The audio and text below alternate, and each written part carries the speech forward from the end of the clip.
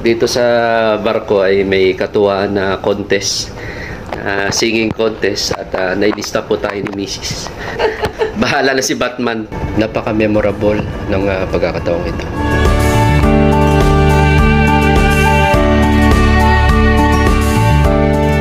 Ito si Will Alvarez at ito ang aming trip to Negros Occidental.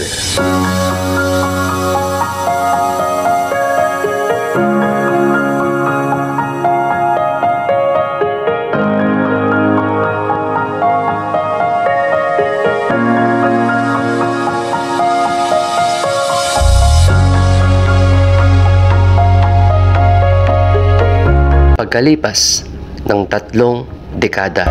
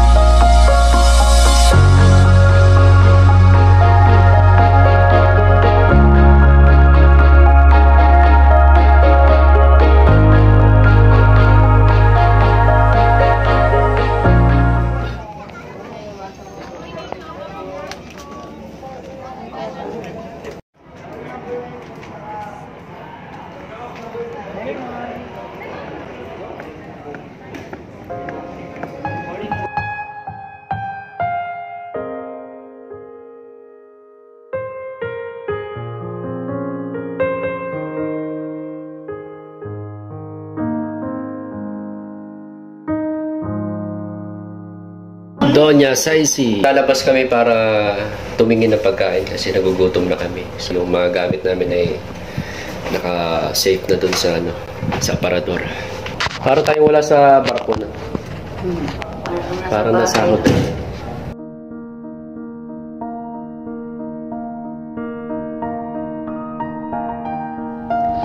Pagpasok namin kanina sa barkong ito ay talagang nakakamangha sapagkat parang wala ka sa barko.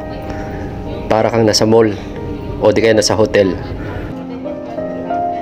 Sa pagkakataong ito ay talagang gutom na kami. Kaya kailangan na nating humanap ng makakain.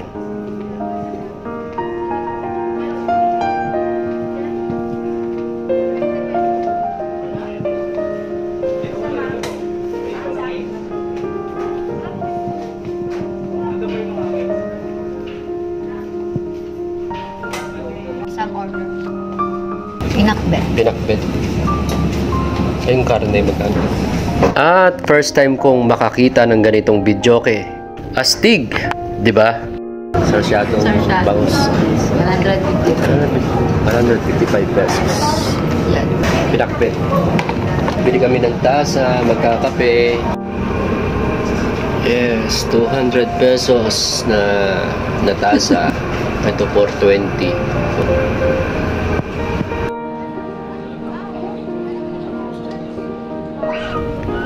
Uy, ano to? Mukhang mapapalaban tayo ng kantahan mamaya.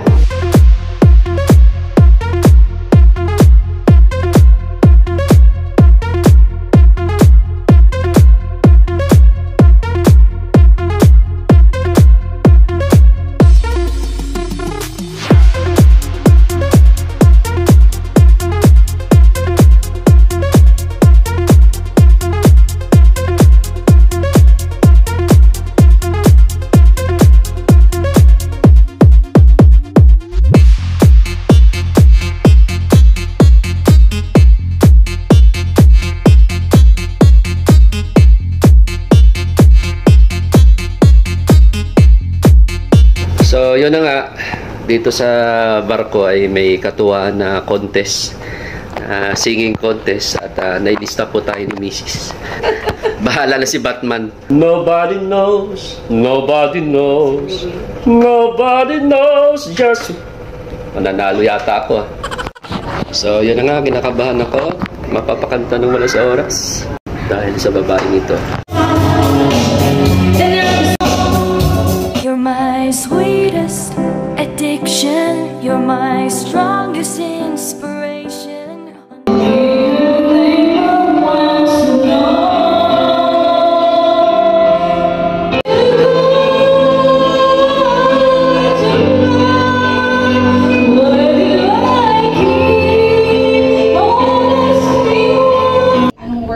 Contestant number 2 na, malapit na ako. Sumbahay, lumahay. Aking nakalaan, Hindi ka kasi sumama eh. Alright, so again, let's give it up to Miss Marifel. Marifel pala, Marifel. Contestant number 4, Will Alvarez.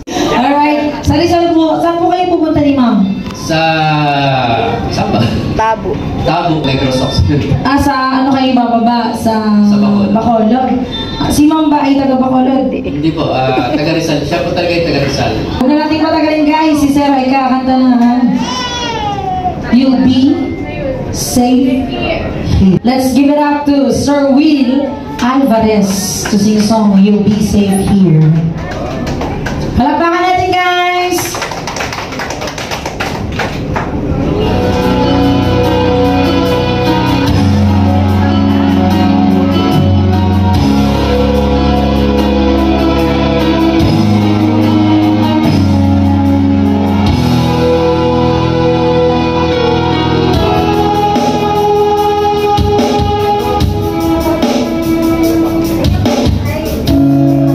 Nobody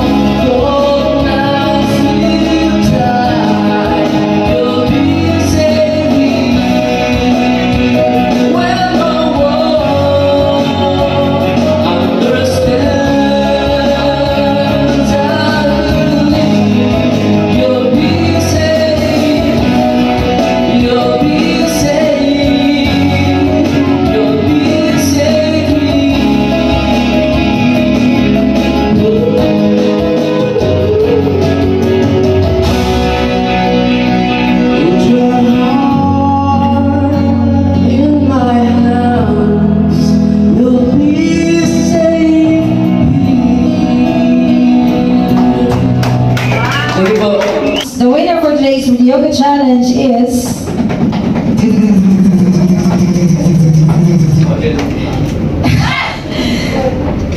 will be, meron ba kayong ano, Ben?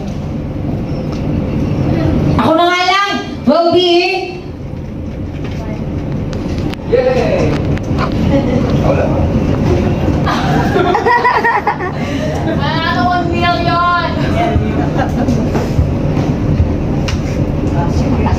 Anim lang kami sumali, nahirapan pa kayo mag-judge. nalilibog ako ba? The winner is doon tayo sa malinis. Malinis, magaling. You'll be safe here, Will Alvarez.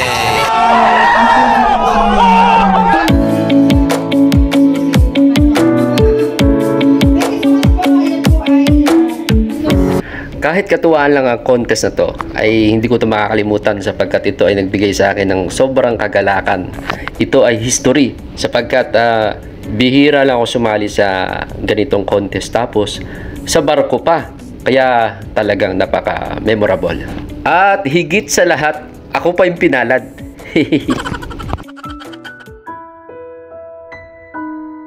First prize. Wala naman second. So, tayo po ang pinalad na manalo sa kantahan. Trophy sa contest na pambihira kasi ginanap dito sa barko. So, sa sa anim na naglaban-laban ay tayo po ang napili ng hurado na hindi ko alam kung sinong hurado doon. So, yan. Tasa. Ito yung Mahal po ang tasa dito. Katuwaan lang kasi yung contest, katuwaan lang siya. So, yun. At nakakatuwa kasi tayo ang pinalad. Kaya, pwede kong ibenta to kay Bustoyo. Dito kami nakastay sa kwarto. At ito yung pinakang kabuuan ng kwarto. No? So, yan. Medyo elegant siya. No? Kasi business class. Lumapad na yung mukha. So, meron tayong bintana.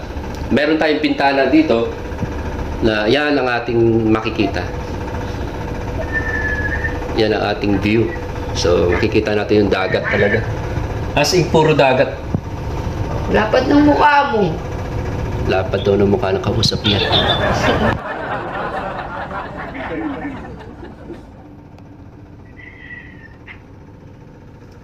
Parang lahat ng mga nararanasan ko ngayon sa pagsakay sa barko ay parang first time pa rin kasi 8 years old, parang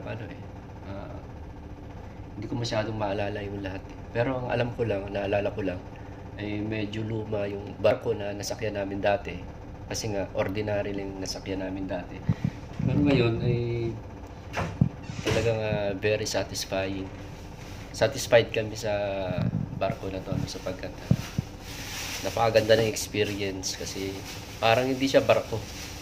Parang hotel. So, kaya ang sarap sumakay. Mabilis to eh, pero parang mabagal lang. Kasi nga, sa laki ng barko, no? Sa laki ng barko, parang mabagal lang, pero mabilis to. Bali wala lang, kasi wala siyang wala siyang gewang, sakto lang. Naalala ko nung 8 years old ako, yung barko na sinakyan namin, may oras na gumigewang siya. At isa rin sa hindi ko makalimutan nung bata ako, yung mga dolphin o mga isda na malalaki na nakikipaglaro sa barko na tumatalon-talon na. So, yun yung inaabangan namin.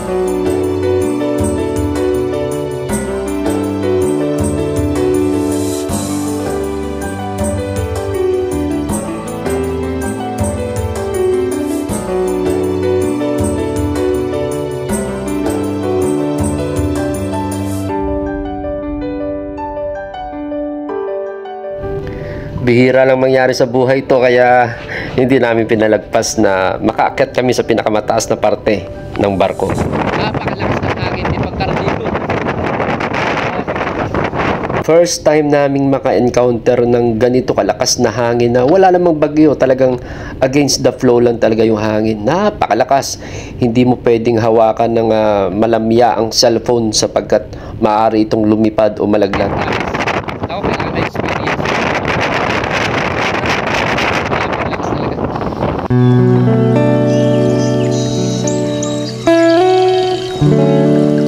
Hello, relaxers. Ito nga palang salagyan namin ng barko ay Tugo. So, ay business class yung kinuha naming ticket. So, ang business class ay 3,000 each. So, kaming dalawa ay 6,000. Nakita nyo naman yung kwarto, napakaganda.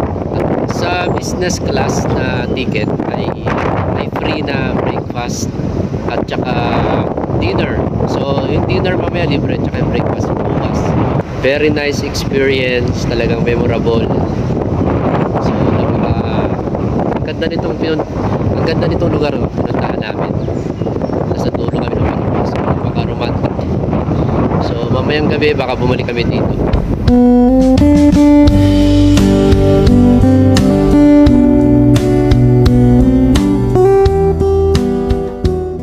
Napakaraming rooms. Maraming mga kwarto. Yan. Kabilaan yan. Kabilaan ng mga kwarto. Yan. Kwarto. Kwarto ulit. Ganito naman ang sitwasyon dito kapag gabi. Ini-entertain ng mga performers ang mga pasahero, mga nagpapatawa mga performers, ang gagaling rin nilang kumanta. At sa kabilang dako naman ay kokonti na lang nakatambay. Halos tahimik na dito sa kabila. Ang oras sa kasalukuyan ay 9:30 ng gabi.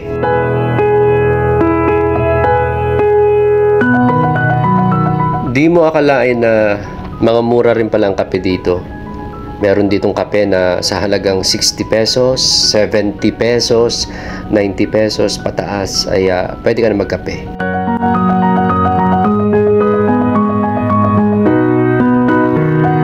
Maganda na nga itong barko. May nakikita akong mga gumagawa dito na nagkakabit ng mga sticker sa mga poste, sa mga pader para lalong gumanda. Astig talaga. Talagang pinaghihirapan nila ang mga disenyo ng barkong ito.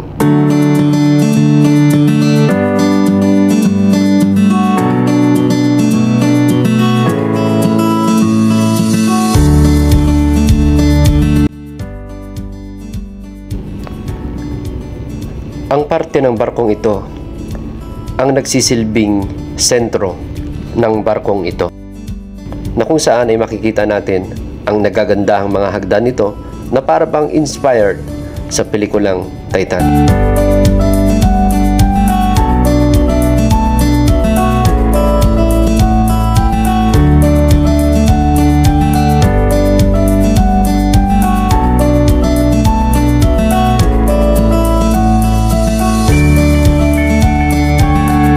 Babalik sana kami sa likod ng barko sa pinakamataas na lugar para magpahangin ngayong gabi. Pero nalaman namin may curfew pala. Bawal. Kaya naman, hanggang dito na lang muna ang ating video at kita-kits ulit tayo sa susunod na ating vlog.